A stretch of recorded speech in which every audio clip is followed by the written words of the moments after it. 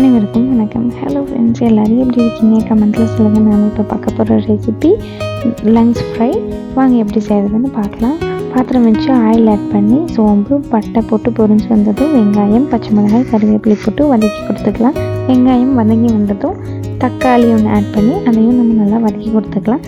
தக்காளி நல்லா மசிய வெந்து வந்ததும் ஜிஞ்சர் கார்லிக் பேஸ்ட் ஆட் பண்ணி அதோட பச்சை வாசம் போகிற வரைக்கும் வதக்கி கொடுத்துக்கலாம்.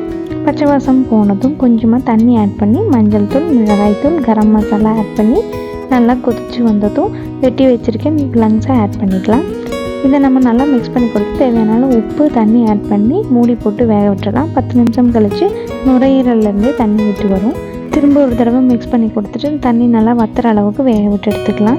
லங்ஸ் இப்போ நல்லா வெந்து வந்துடுச்சு. கடைசியாக பெப்பர் தூள் கருவேப்பிலை கொத்தமல்லி போட்டு நல்லா மிக்ஸ் பண்ணி கொடுத்துட்டோன்னா லங்ஸ் ஃப்ரை ரெடி. நீங்கள் இதே மாதிரி செஞ்சு பார்த்துட்டு எப்படி இருந்தாலும் கமெண்ட்டில் சொல்லுங்கள். வீடியோ பிடிச்சதை லைக் பண்ணிக்கோங்க. தேங்க்ஸ் ஃபார் வாட்சிங்.